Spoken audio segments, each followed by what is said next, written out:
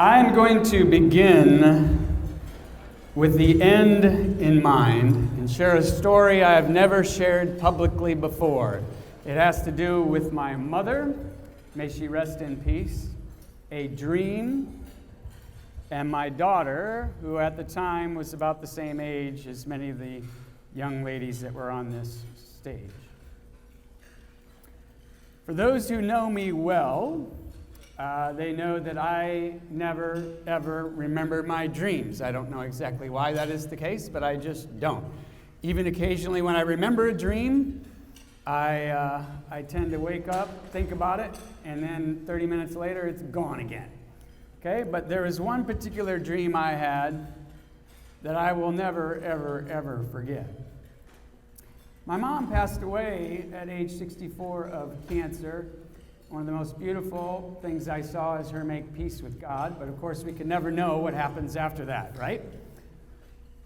About 2 months after that is when I had a dream I'll never forget. I'm in my childhood house. I can still see it right now. I'm facing the sink. I can see cabinets here. Sorry, it's a cabinet behind me where snacks used to be. I look over at a kitchen table where we had all our meals.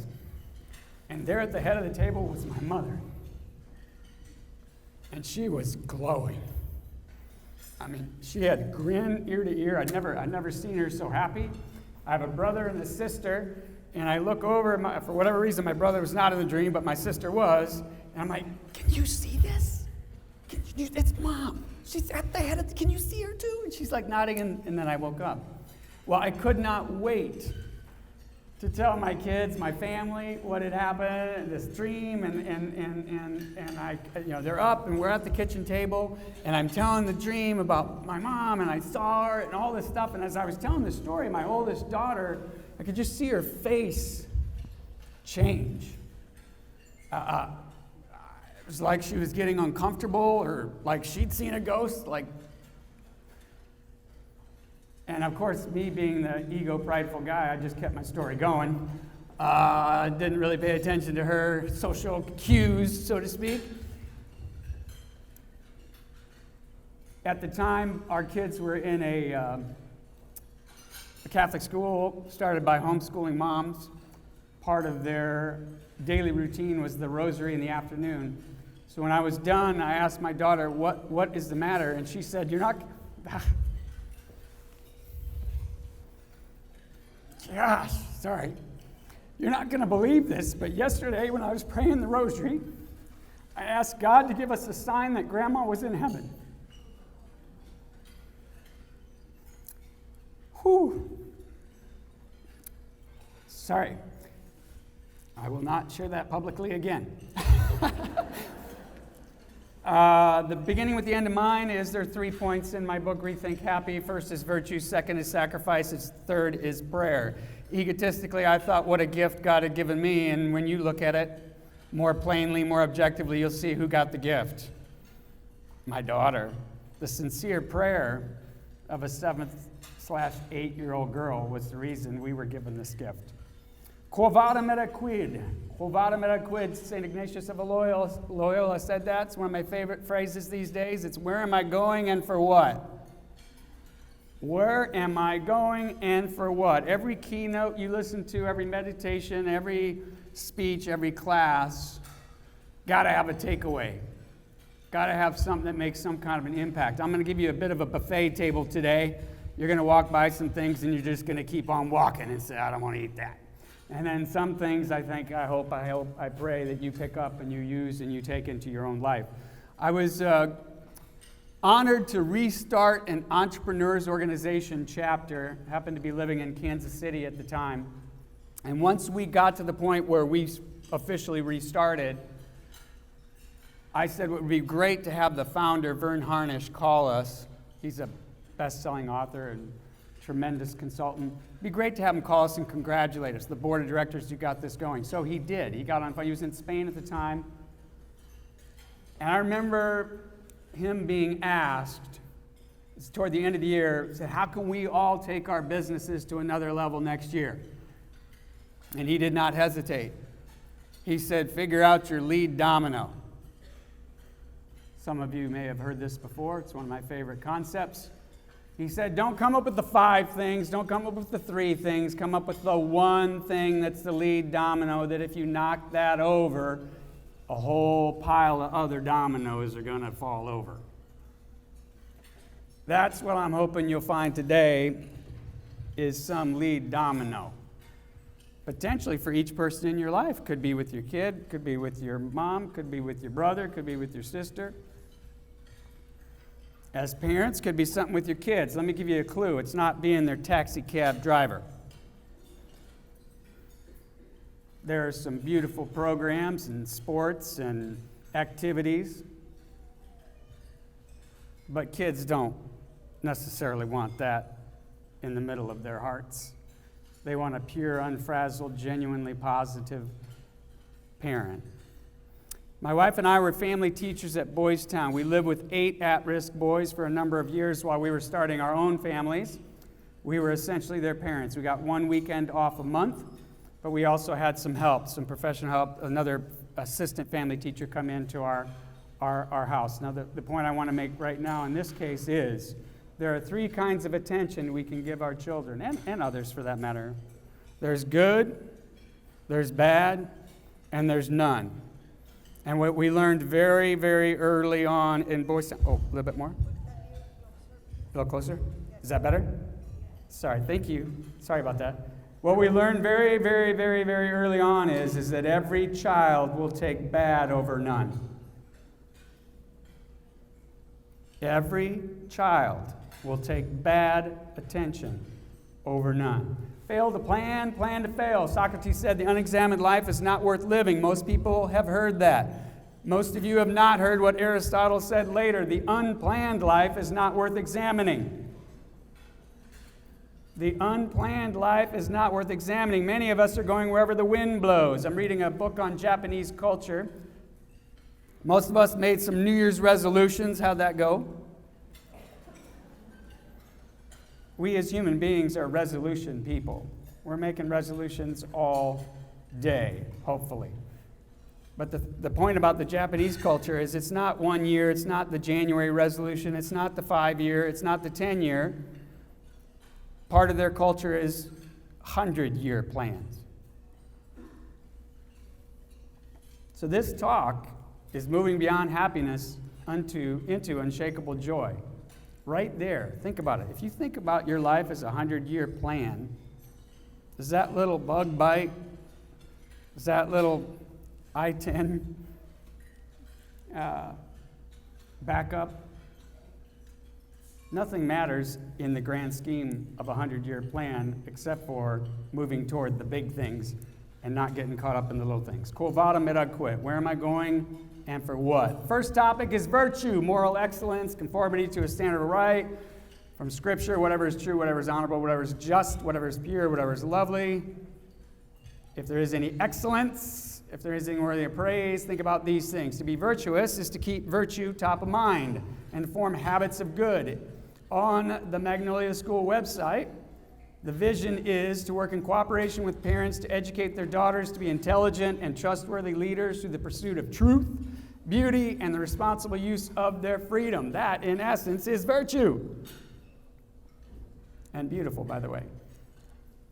Something you may not have been aware of, which I thought was quite cool. Dr. Martin Seligman is considered to be the father of positive psychology. And he did a vast study of all civilizations of all time. And after this, I don't know exactly how long, but long term, all civilizations, all time research, he came up with all civilizations have 6 principles.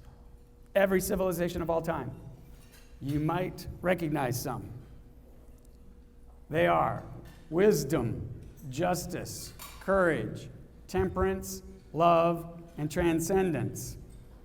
Also on the Magnolia School's website, the philosophy includes a religious education program based on the teachings of the Catholic Church. Wisdom is prudence, justice is justice, courage is fortitude, temperance is temperance, love is charity, and transcendence is the inherent thought of a greater other, right? And I don't think it's too much of a stretch, I think you'll go with me, hopefully, to say transcendence is faith and hope. And then magically, this scientist came up with something we've already known. The 3 theological virtues of faith, hope, and charity, and the 4 cardinal virtues of prudence, justice, fortitude, and temperance. Dr. Peter Kraft talks about 3 possible standards of living. He said one must be conformed. When any two are in conflict, one must be conformed over another. The 3 are that which is higher than man, that which is man-made, and that which is less than man. First standard, of course, eternal, perfect, absolute, higher in value. The second is created by human wills, consensus, majority, laws, things like that. And the third, of course, is passions, instincts, things of that nature. Notice it's a reverse order of unshakableness in terms of joy. The animal passion lower side is all about dopamine and opioid, and it's there for a reason. It's because we need to eat and things of that nature, right? But it's very, very shakeable. Man-made, some people would say that's natural or human, however you wanted to put it.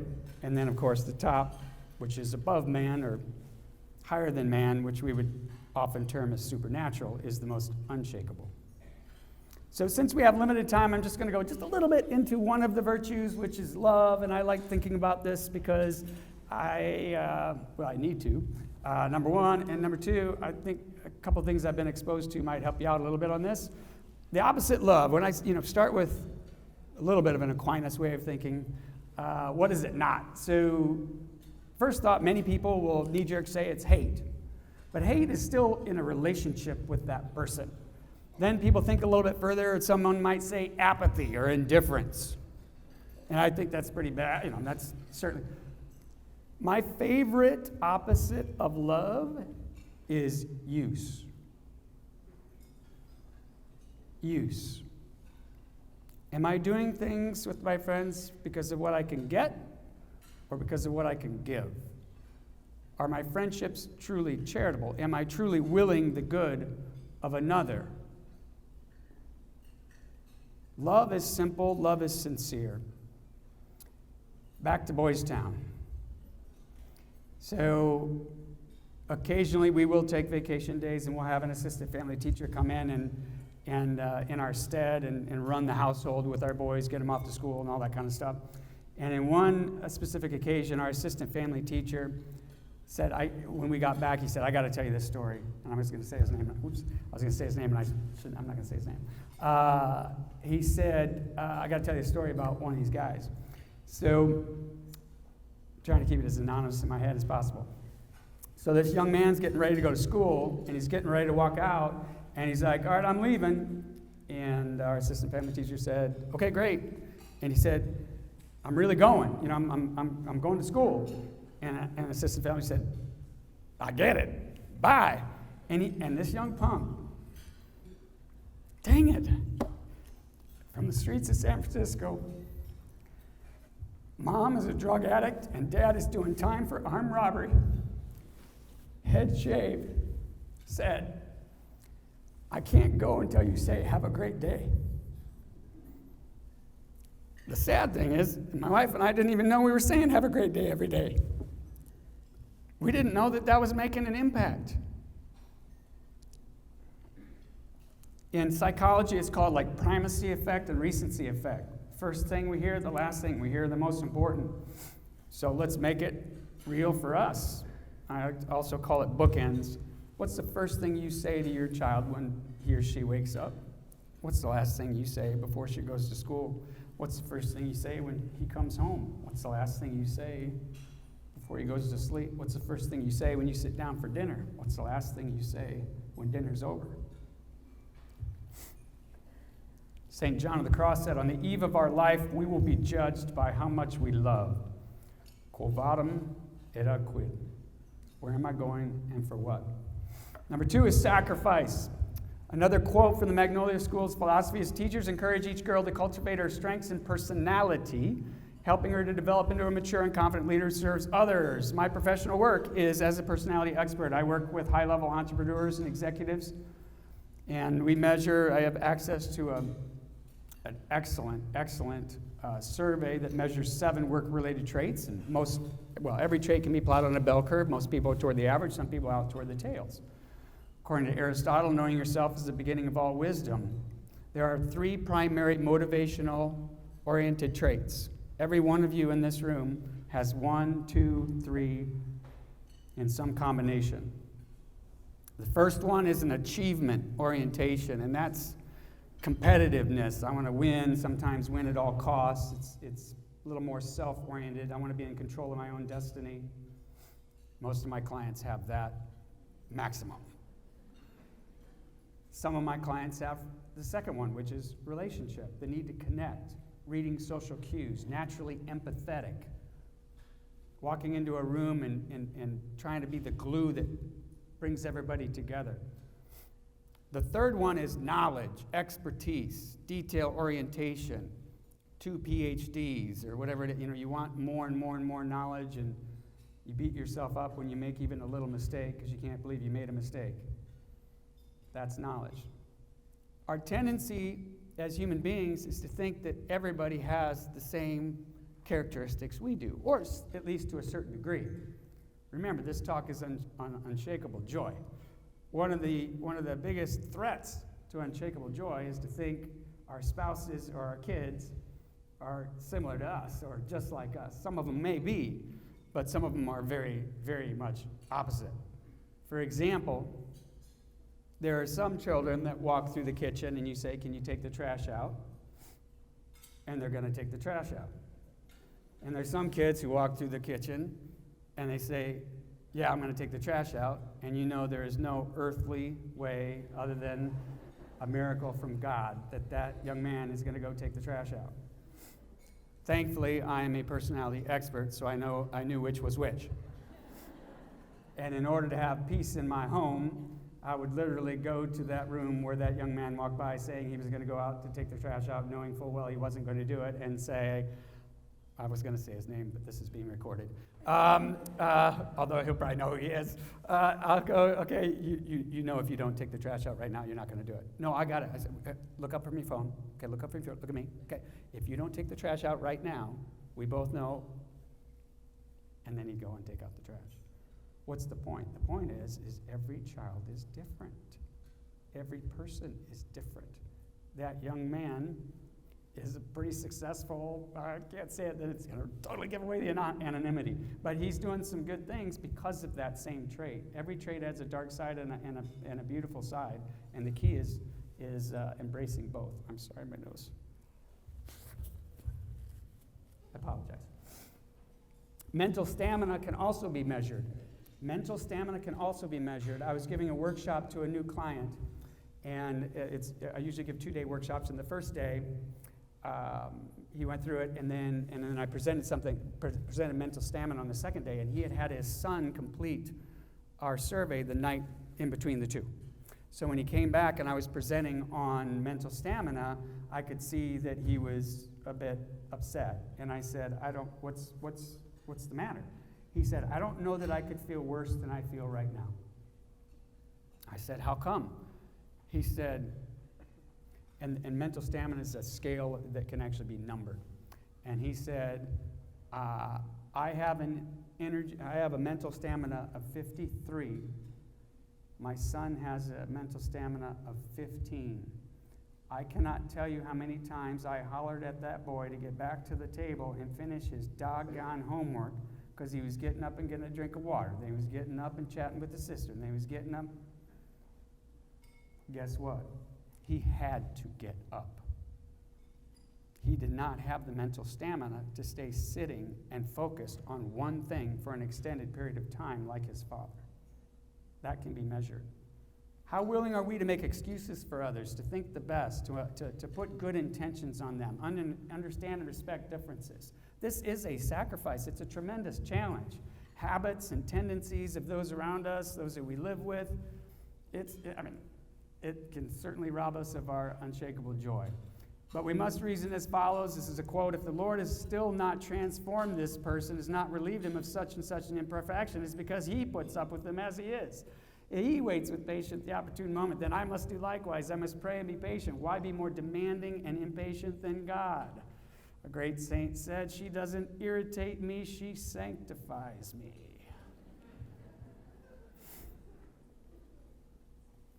When something bad happens, remember this is still in the sacrifice section. When something bad happens, how many of us naturally go, why me? Why me? Why me is one of the most likely paths to being sad. Why me gets us to sadness, which, as many of us know, is an ally of the enemy. Two primary reasons for sadness: being selfish and growing farther or further from God. Instead, with contradictions or things that don't go my way, what, how, and who? What am I supposed to do with this? You must have given it to me for a reason. How am I supposed to grow from this? Who needs me because of this? The very beginning of the letter of St. James, right after making a greeting, he says, "Consider it all joy, my brothers and sisters, when you encounter various trials. For you know that the testing of your faith produces perseverance. Never forget how God treated his own son." Our Lord gives the biggest crosses to God gives the biggest crosses to the children he loves the most, right? Sacrifice is about detachment and abandonment. There are 4 substitutes for God: wealth, honor, power, pleasure. Which one is holding you down? Which 2 are holding you down?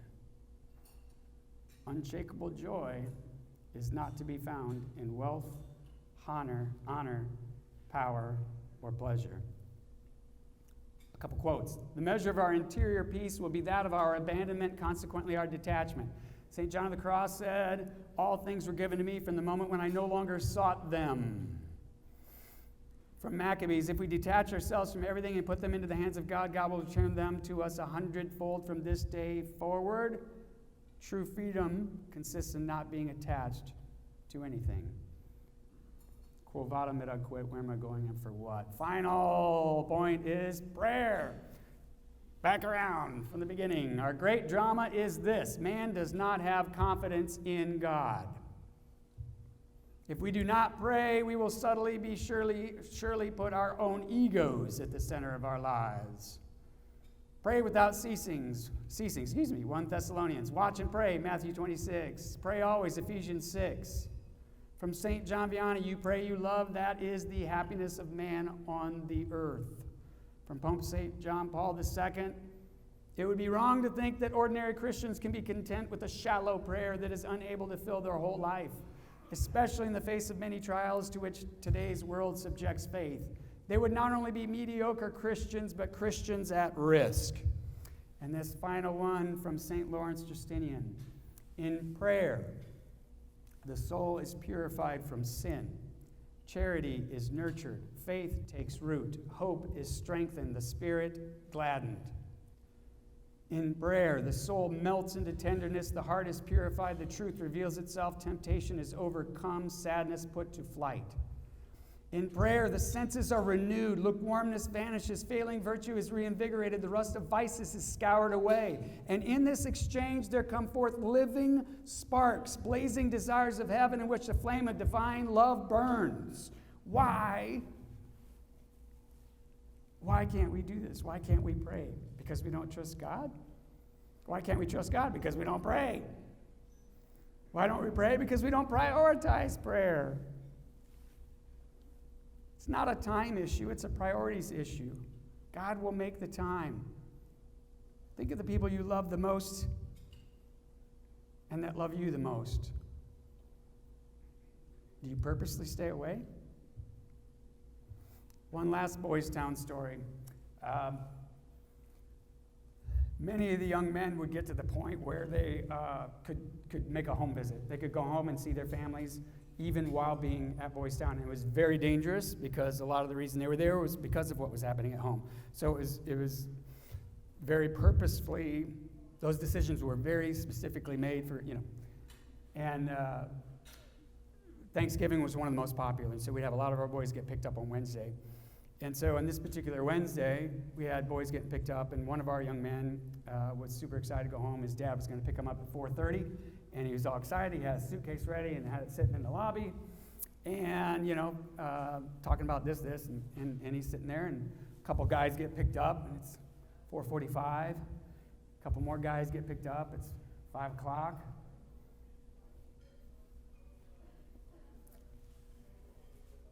A couple more guys get picked up. 5:15. I'm like, hey, you want to go play a game or something? No, Dad's coming.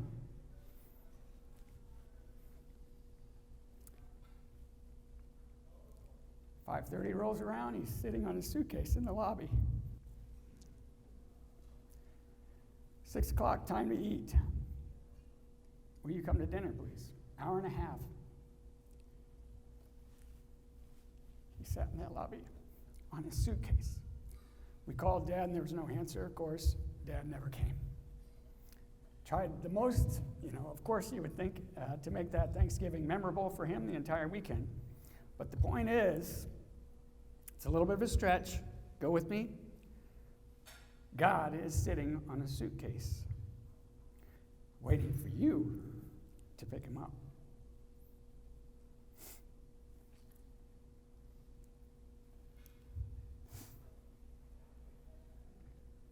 In conclusion, the key to unshakable joy lies in a shift toward living a life of virtue, sacrifice, and prayer.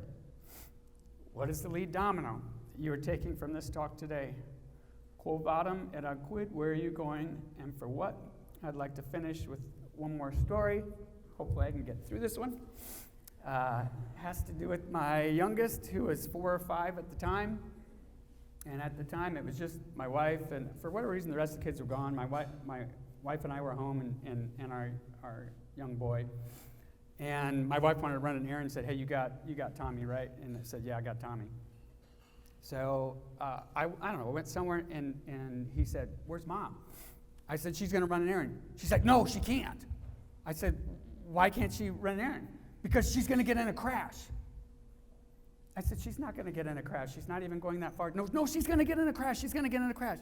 Son, don't worry about it. And then I don't know, I went to get something to eat, and all of a sudden I hear the front door creak and front door slam. I'm like, oh, crap. I'm going to get it now for my wife. I can't even keep track of this kid. So I figured out, started running. He was bolting up the driveway, and just as I was getting out the front door, the door of the car my wife is in closed, and she went out of our house. I'm like, oh, she wanted quiet time, alone time, and me to watch the boy, and I totally screwed the whole thing up. And so I called, thinking, let me go pick him up or whatever. And I wanted to tell her the story that she's going to get in a crash. And I'm thinking, why would that young man want to get in the car to have a crash? It didn't even make any sense. So my wife said, no, he told me the whole story. I said, what did he tell you? She said, as soon as he got in, he said, I was really worried you were going to crash, and I told Dad you were going to get in a crash. And then she said, well, why in the world did you get in the car then? He said, because I brought Jesus with me, so we wouldn't get in a crash. So as you venture forth today with your lead domino, may you always bring Jesus with you to keep you from crashing and to grace you with unshakable joy.